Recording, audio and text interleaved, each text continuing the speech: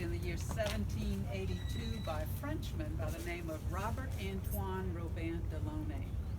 Now, when Delaunay bought the property, it was 8 miles long, started at the Mississippi River, which is on the other side of the little hill, or the levee as we call it. His property ran from the levee all the way to Lake Pontchartrain, and it was about a mile wide. He started out by growing indigo here. They would actually use the leaves of the indigo plant to make the blue dye known as indigo. About 5 years after he bought the property, he actually arranged to have the main house built. And we'll be headed there in just a few minutes. But unfortunately for Robin Delaunay, he only lived here about 2 years after the house was constructed. And when he passed away, the plantation was then bought by his daughter and her husband, Jean-Noël Destrehan. And it's from Jean-Noël that the name Destrehan Plantation was coined.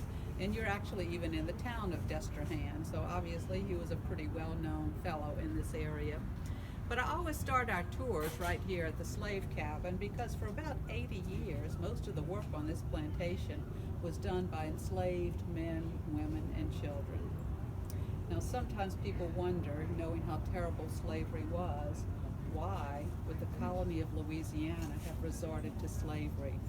Well, quite frankly, what happened was in the late 1600s, France claimed this area. They actually started the city of New Orleans as a military post. They wanted to make sure that the British couldn't come up the Mississippi River and take over what France considered its territory. Well, once they did that, however, France did not do much to support the new colony. As a matter of fact, they had great difficulty getting people to agree to come and locate here in the Louisiana colony. So much difficulty that at one point they actually resorted to taking many of the criminals in France, and as their punishment, they were banished to the colony of Louisiana. That's how they were going to colonize the area. Unfortunately, the criminals were not farmers, and most of the people who were living in this area were capitalizing on the rich land that we have here and wanting to grow crops. So that didn't work out very well. So then what the French did was they started enslaving Native Americans in this area. That didn't work out well either. Think about it, the Native Americans had been here for thousands of years. They knew all of the great hiding places, so if they were enslaved and they ran away, they knew where to go where the French people would never find them in the swamps. So by 1762, France had given this area to Spain, and Spain abolished the enslavement of Native Americans. They said, don't do that. Unfortunately, what they did allow was the enslavement of Africans, and many of the enslaved workers on Destrehan Plantation came from the Senegambia area of West Africa. That too was a French colony, so many of the enslaved already spoke French when they came here. And of course, French was the dominant language here on this plantation. So unfortunately, what you'll notice if you look at the list of the names of some of the enslaved who were on this plantation, that as the years went by, the numbers just grew and grew. When the first owner bought the property, along with it came about a dozen enslaved workers. By the time he died and his son-in-law took over, you can see how long the list had grown. His son-in-law switched over from growing indigo and started growing sugarcane. Now, sugar was a very scarce commodity at one time. At one point, 1 teaspoon of sugar would cost $5. Can you imagine if we had to pay $5 for every teaspoon of sugar we ate?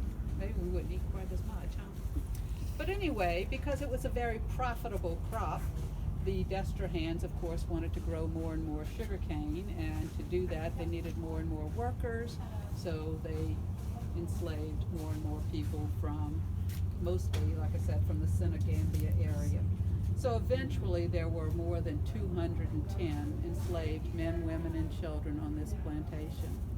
We actually have this list of names, which really serves as a memorial to the enslaved, but we got the actual names of these enslaved workers from inventories that were done. Every time a plantation owner died, they would make a list of everything that he owned, and that included the enslaved. So every name that you see here was a real person living and working here at Destrehan. As a matter of fact, I can show you a couple here.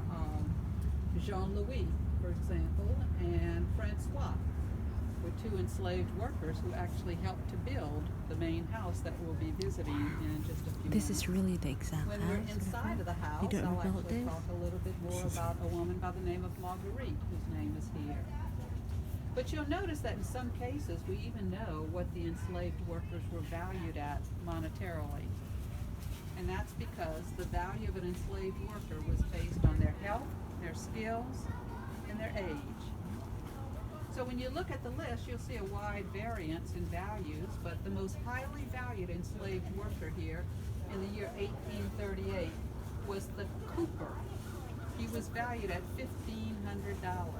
Now, cooper is not a term we use very much anymore, but do you know what a cooper did? Any idea what a cooper did? He actually made wooden barrels. They would use the large wooden barrels and fill them with all of the sugar that they made here.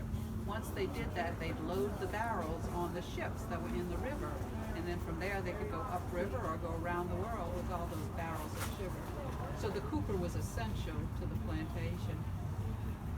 Now that cooper didn't just make barrels for sugar though, he also made buckets and butter churns, and he'd have made huge barrels like the one you see at the corner of the house.